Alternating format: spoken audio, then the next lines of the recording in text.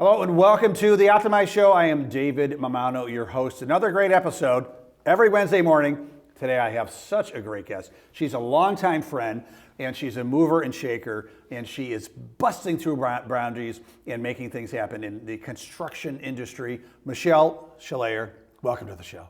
Thank you, Dave. So happy to have you here. Glad to be here. We met how long ago? It's been a while.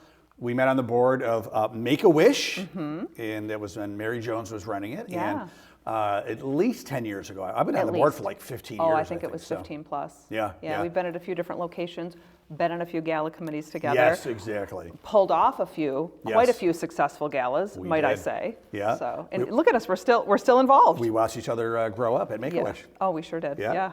So Michelle is president and CEO of AAC Contracting. Correct. I almost said contractor. AAC Contracting. Yes. Which at the end of the day is an incredible Rochester construction company. Yeah. So tell us about AAC. What do you guys do? What's the specialty? Oh, my elevator pitch here. Yeah. So we are a premier specialty contractor. I like to say premier. Not just a regular. Truly one. believe that. Not just regular. No, we're not regular at all. We're a higher level. So Platinum level. Yes, I truly believe that. We are a specialty contractor, and we specialize in environmental remediation, which would involve asbestos removal. It would involve lead and mold remediation. We also do demolition, structural, selective, and we do fire stopping and fireproofing. Those are all the services we provide. Excellent. And drum roll, please. You were number 7. Yes, we were. This year on the Rochester Top 100. Yes, we were. Congratulations. Thank you. It was very exciting. And it's a great milestone because you relatively, in not so long ago, you bought the company. Yes, I did. So it's been since the beginning of 2022? January of 22 to be exact, is when I took over with my partners, and it has been a roller coaster. It's been amazing. It's one of those rides you want to take. Yeah. But yeah, we were pretty excited to have had 2 very successful years back to back, and then of course make the top 100, and not just the top 100, the top 10. To be in that room with all of those successful companies was pretty incredible. It was a great feeling. Well, and it's extra special because you had really, you've been a project manager and definitely had some leadership roles, but you never ran a company before. No, funny you say that. I thought, how hard could this be? I have ran all sizes of projects, right? From 1 million to 30 million, and all types of different clients and in interesting situations and challenges. And how hard could this be? I've ran pretty substantial projects, so I thought, this is not a project. Yeah. This is much bigger than a project. This is an adventure. This is, yes, but it has been wild. Like, I know that I belong here. I know that I made the right decision. I love what I do. I love the team that I lead. I love the people that I work with. I love the work that we do.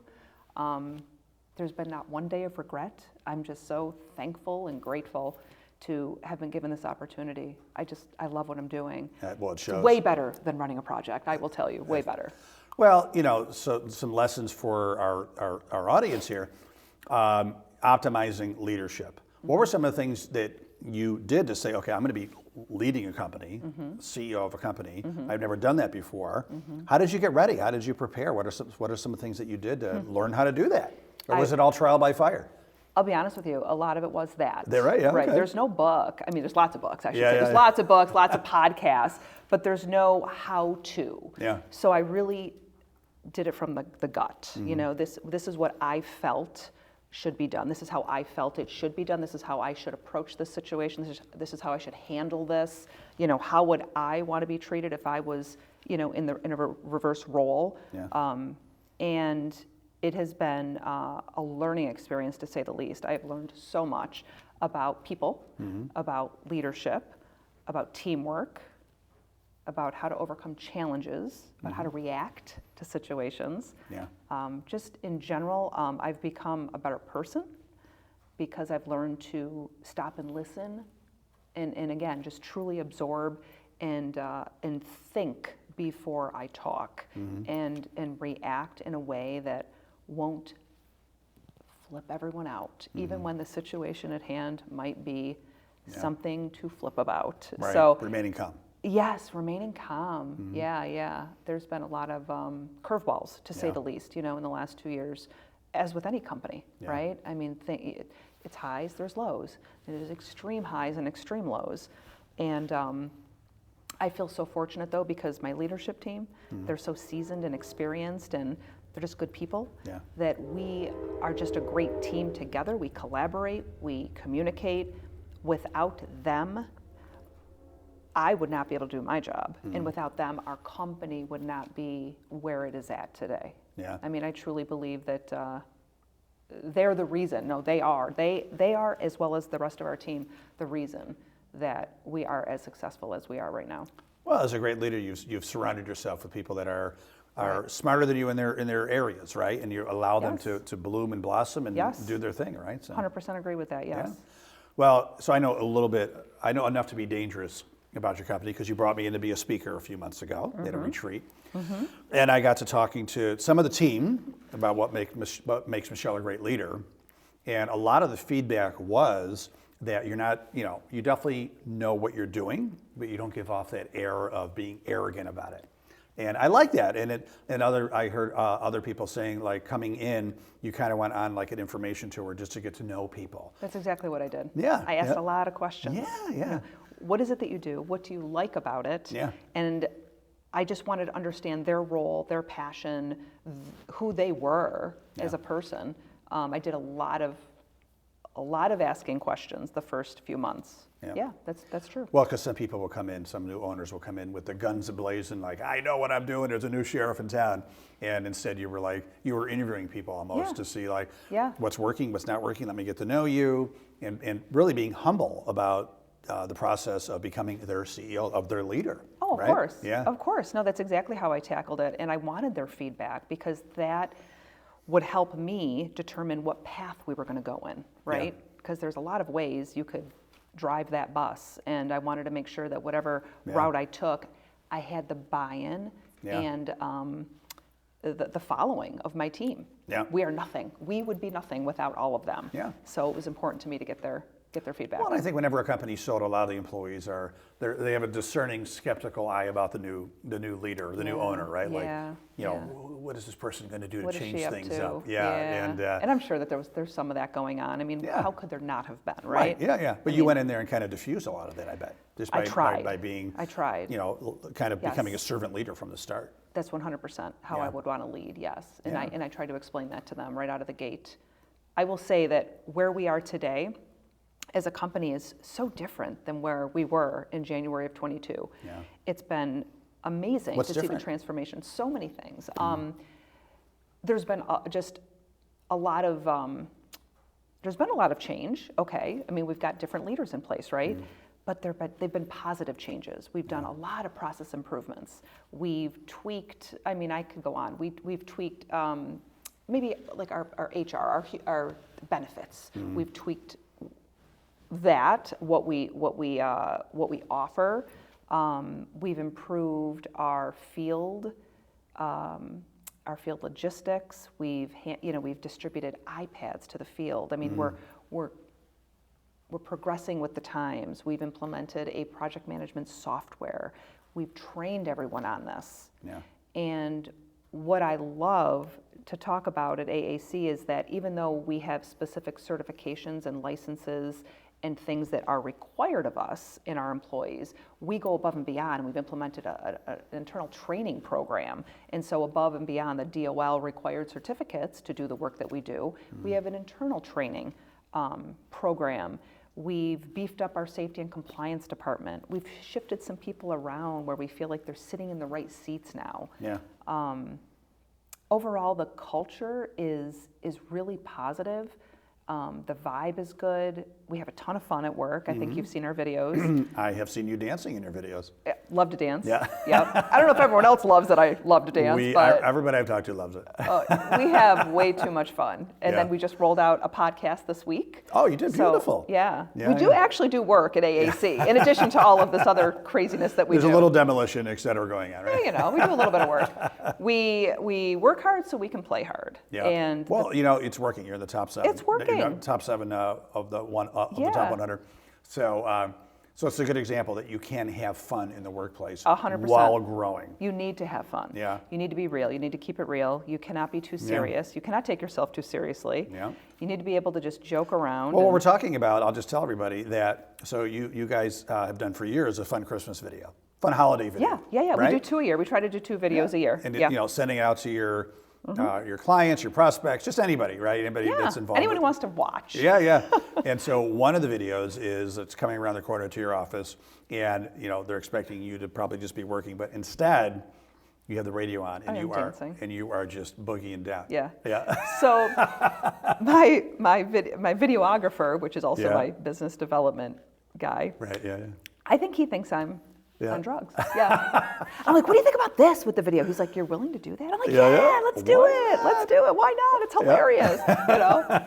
I don't know. I'm all about having fun. I feel like you came into a good company, but it was like coming into a nice house, but then also thinking like, what can I do to refresh this house? Yes, because right? we want to take it to the next new level. carpet, Yes. new paint, new furniture, you know, and just kind of like tweaks, little tweaks. Yeah, Absolutely. yeah. And that next was our level.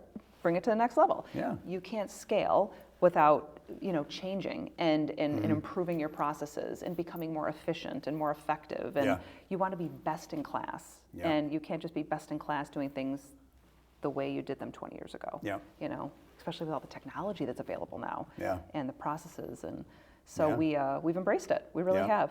I mean, we're having fun. Yeah, I could tell. For sure. So we got to talk about, and I think we're getting close to the point where I think it's irrelevant to talk about women in careers that have been traditionally dominated by men. I think we're getting close. Like someday we're not going to talk about that anymore because it doesn't matter anymore. I hope so. Yeah? I hope so. Well, I just talked about on the last episode that I was reading a case study about Xerox in the early 80s, and they were cutting edge because they hired 2 women to be on their national sales force.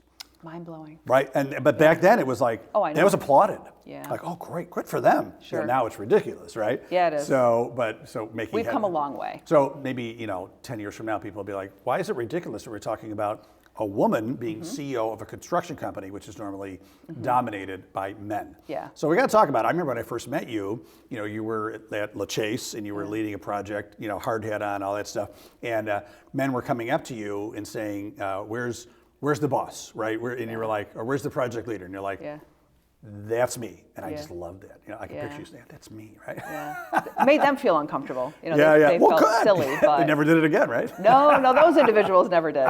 And meanwhile, my superintendent's in the office, next door, listening to the whole thing, laughing out loud. Yeah. So I love it. We've had some good times, But in general, I've had some really great people that I've gotten the opportunity to work with throughout the years. Yeah. I've got no nightmare stories, if you will. But to your point, yes, there's very few of us in the field. I mean, even today, there's just over 10% women in the construction field, which is surprising to me, and I'll tell you why.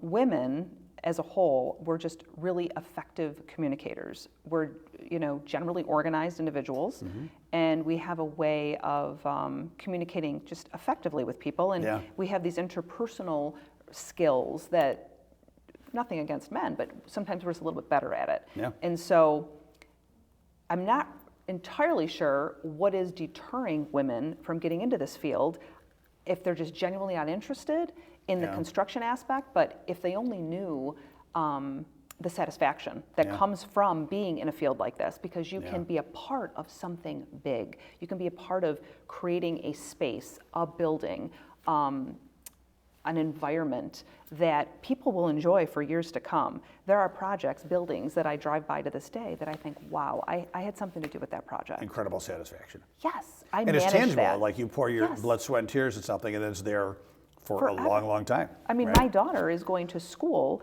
in a building as we speak that both I have touched via a renovation addition, and my husband has managed a project in as well. Yeah. So my son's taking a class there too, just so you know. well, there you go. He's sitting in a space that my husband constructed, and I might have renovated a few years ago. And I've guest spoken in there too. So it's great building. It's just it's cool. You know what I mean? To me, it's satisfying and it's impactful. And whether a lot of opportunities too, right, for women. I mean, a ton. You could be an architect. You could be an engineer. You could be in the construction management side of things, and that's essentially. You could be the CEO. Oh, you could run a company. Right. Absolutely. Never would I have ever thought that this is where I'd be. Yeah. But all of my experiences, all of my education, everything led me to this point. And I would not be a good leader today had I not experienced all of that. Meaning, sat in the design chair and did design like a civil engineer would. Yeah. Had I not managed all the different variety of projects that I did, had I not sat in the owner's rep role over at Rochester Regional and manage projects, hiring the GCs to do. Yeah. So all of those experiences led me to this point, and I think that's why I'm enjoying this role so much, because I feel like I've sat in so many different seats around, this subcontractor role that I feel very effective, I guess is the best way to explain Yeah, it. you don't have to be dangerous about all the different areas. Seen right? it, been there. Yeah. I've seen it from all those different perspectives. Yeah. So, and I'm just glad that I've treated my subs so Right. well over the years, because now that I am a subcontractor, I think, wow, I'm really glad that I treated them with Yeah. dignity and respect I for all can't those years. picture you treating anybody not well. No, so. I try not to. But again, multiple opportunities for women.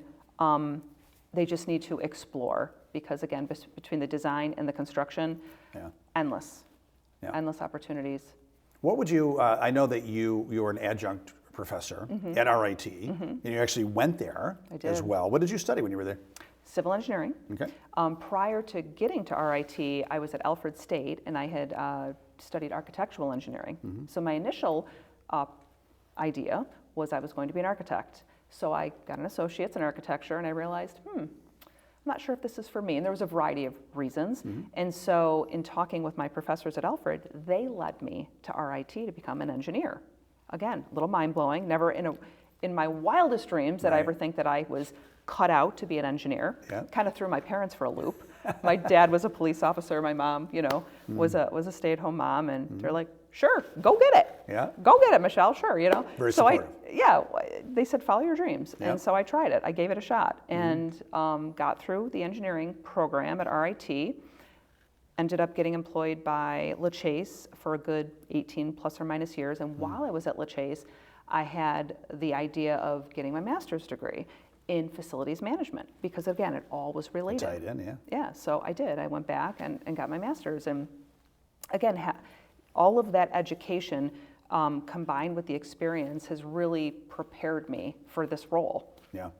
So, and I love being back at RIT teaching. Yeah. Yeah. Full because circle. It is full circle, and it's just cool to be teaching the students in the civil engineering program in some cases, knowing that I sat in that seat at one point. Yeah. And they can really relate to me. Yeah. And I can relate to them. Yeah. And we have a ton of fun. Yeah. Yeah. They love I my would class. totally want to be in your class. Yeah. You should sign up, Dave. Enrollment is open. Engineering is one of my specialties. Oh, I'm sure. It's actually a construction management class. Oh, yes, So okay. No calculators needed, trust me. It's a Excellent. fun class, yeah. Very cool. So if you were to give advice, so someone who's about to become a CEO or a leader of a division, they're like, hey, Michelle, I want to just take you out for coffee and pick your brain. What are some of the things that you would tell them to do on how to be the best leader, the best CEO that they could be? What's some advice you would give? One of the things I would tell them is you need to get comfortable being uncomfortable. Why is that? On a daily, on a regular, there are so many uncomfortable situations, whether it be personnel, client related, situations that you would have never tackled before. Never have you crossed that bridge before. And you have to sit back and go, okay, what should I do? What would be the right thing to do? If you were in that person's position, what would you want me to do? What is good for the company, but what is good for the team? You have to look at it from so many different perspectives. And there's just a lot of uncomfortable situations in general. Sticky, tough, that you've never tackled before. And then I would probably recommend that they take some leadership classes and hear from a professional, what are those things that you need to improve upon? Because as a leader, sometimes you're a little unaware of what you might be deficient in. Yeah. Whether it be listening, communicating, there's a variety of things, right? And having a leadership coach or a leader, some type of a coach in general, they could open your eyes to some of those things you need to improve upon to lead successfully. That's So great. that'd be probably my general advice. And buckle up. And buckle up for the ride. For the ride. Buckle up for the roller coaster that Yeah. has loops and dark tunnels. Yeah, absolutely. But there's a lot of bright spots Right. too. You know what I mean? Yeah, There's yeah. so many positive Well, the things. roller coaster at the end of the day is very fun. It is very fun. Right? It's the best ride to be on. Yeah. Yeah. Have you surrounded yourself with kind of an advisory board or a mastermind of people that you can just go to and ask questions before you make decisions? Yes, I've been very fortunate I'm involved in a CEO group, similar to a Vistage group. That's been tremendously helpful to bounce ideas off of them. Yeah. They're in similar scenarios often. And then, of course, my leadership team at the company. Yeah. I mean, they're just, like Yeah. I said, phenomenal individuals. And we would not be where we are without them and their collaboration and Yeah. their guidance. So, yeah, I will, yes, between my leadership group and then my leadership team, I feel as if I have a lot of individuals to bounce ideas off of and Yeah. get good, solid feedback. Well, I'm just, as a friend, I'm so proud of you because you're such just a regular, humble, like I haven't heard you ever in this interview say the word like like I did this. It's always been like the team, our people, Oh, it's a team effort already. And I think I think it's a great testament to why, you take over the company. Oh, and 2 years later, you're number 7 on the top 100 list, right? It's pretty crazy. It's pretty crazy. Pretty crazy. Yeah. So obviously, it's a very intentional and instigative approach that has worked very well for you. Yes. And drum roll, please, you were a finalist for the Athena Awards this year. Tell me about that. Yes, that also a huge honor to Yeah. be amongst all of those powerhouse women. Great event, great mission, the whole thing. I've been involved with the Women's Council for years, so I'm very familiar with the Athena Awards. So to be nominated, to be a finalist is Massive honor. pretty impressive, right? Yeah. So years ago, I was nominated for the Young Professional Division, and again, an honor then as well. But this time, I was a finalist for the Organizational Division, Yeah. which again is for women-led companies. So it was just kind of bittersweet. Yeah. Here I am finally doing what I've always wanted to do, Yeah. run a company, own a company, and I'm being recognized for it. So Yep. it was great. It was a great event. Yeah, I was there. I know. I took a picture Yep. of you when you were on the screen. Yes, Yeah. very. Thank you for the picture. You did send that. I appreciate it. I was very proud of you. Thank you. So last but not least, what do you do for fun? I know you have a husband named Dan, who's When there's time. a great guy. You have 2 kids, right? Yeah, yeah, What do you guys? I know I grew up in the summers at Cape Vincent in the Thousand yes, Islands, and you yes, guys go to the river. Clayton, We right do. down a little bit. All the river. Yeah, it's That is all my the most river. favorite place. And Yeah. honestly, if I could spend every free moment there, I Yeah. would. Yeah, It yeah. is. It's my little slice of heaven. My family has a place up there. My husband's from that area. He's from Clayton, right? He is. Yeah. So his whole family lives up there. Yeah, so we yeah. always have a place to lay our heads. Yeah. Yes. That's awesome. So we love boating. We love doing all things, river, which would include, kayaking and paddleboarding and skiing and tubing and jet Yeah. boating and you name it. A little fishing, right? All of it, fishing. My husband loves to fish, yeah. And so that is where we spend a good majority of our time. Now our children are grown. Yeah. Danny's 21, diesel mechanic. Right. Crazy to think that he's done with school. Went to Alfred, alma mater. Oh, wow, So okay. proud of him. Yeah, Yep. yeah. So he's a diesel mechanic now. And then Emma is going to RIT. Fantastic. She's a junior. She's a freshman, actually. She's a freshman. She's a freshman. That's right. Yeah, She's the same yeah. age as my daughter. I was forgetting because I thought Yeah, your son's a couple years, I my think, son's older. a junior. Yeah. So anyway, but yeah, Yeah. she's liking it. She's doing very, very well. Yeah. It's just kind of cool to have our kids going to the colleges that we went to. I know, right? Right? Yeah, and we yeah. did not force this. Right. It just kind of happened. It just kind of happened, yeah. Yeah, yeah. So, love when it. they're not around much anymore, they're doing their thing. Yeah. But yeah, when we have free time, Dan and I are usually on the boat, up on the river, just, trying to relax. Yeah. His Well, job you deserve it. Yeah, well, between his job and my job, there's Yeah. a lot going on. And he's in the construction industry He as is. well. He's a Chase. So, Yeah, we talk shop at home, Right. Yeah. but not all the time. We try not to all the time. Yeah. It gets to be a bit Can we just much. talk about something else? I Right? know. Yeah. Anything but construction, anything. Right. But we definitely can relate to each other, so it's worked out really well. Yeah. We have, like I said, the same experience, same degrees. It's just we know the same people. It's a very small world that we live in here in Rochester. Yes. Right? Yeah. So, It's a small community. another bit of advice. You never want to burn a bridge. You're right. Yes. Yes. In Rochester for sure. Yep. Yeah. It could come back. oh, it could really come back. Yeah, So yeah. anyway, but yeah, that's what we do on our free time. Last but not least, where do you see the company in like 20, if you're talking about the company in 20 years? Right, 20 What are you years. guys doing in 20 years? Will I be there in 20 years? Okay, so anyhow, 20 years I from think now, so. Yeah. you never know. We will have grown. I have plans. I would love to offer additional services. I don't know what those services are, what that would look like. We might even be working out of state. We might have offices out of state. We already have 2 offices, one in Rochester, one in the North Country, Okay. right north of Watertown, Waddington. We would love to have more satellite offices. We think we're capable, just need to pull the trigger. Yeah. We currently have licenses in Vermont, and we have a license in Pennsylvania to do asbestos abatement. We'd love to do a little bit more work there. Yeah. And again, expand beyond that. I really believe that we're going to look a little different in 20 years from now, in a good way. In a good way. In a good way, Yes. yeah. Yeah. So in my like leadership, fine wine. Oh yeah, like fine wine. It ages well. And everyone on my leadership team is in agreement. Like we're all rowing in the same direction, which is important. Yes. Or these dreams would not become a reality. Right. Right? Yep, yep. So, Yep. yeah. Right bus, right seats, the whole works. So Exactly. You got it. So Michelle Schleher, you are the best. Thank you so much for being on the show. Thank you. And thank you for you. your contributions to Rochester. Oh my gosh, so Within appreciate 2 it. years, I mean, it's like, look at this. Boom, I can't boom, believe it's boom. only been 2 years. It's I know. flown. I know. So Well, we'll have to talk again in 2 years and see what else you've done. I hope we talk before then. Yeah, I'm sure we will.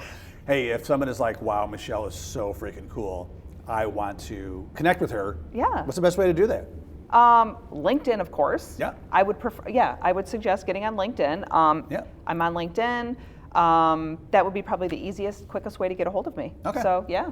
Yeah, and if anybody wants a personal connection, email me, connect with me, and I will make a personal connection as well. So, I appreciate that. excellent. Thanks for having me. Thanks again. Yes. Appreciate your sharing all your massive success with us, and I wish you continued massive success as well. Thank you, Dave. Appreciate it. Thank you, Michelle. And thank you, everybody, for watching another great episode of The Optimize Show. I'm Dave Amato, your host. Please watch us every Wednesday morning. Brand new episode. Like us, share us, love us, do whatever you can to spread the good word as we're trying to get best practices from great people like Michelle to share with the rest of our community so that, as they say, the high tide can raise all the ships. Thanks again. Have a great day, and make sure to stay awesome. Nice. I love it. I knew you were going to say that.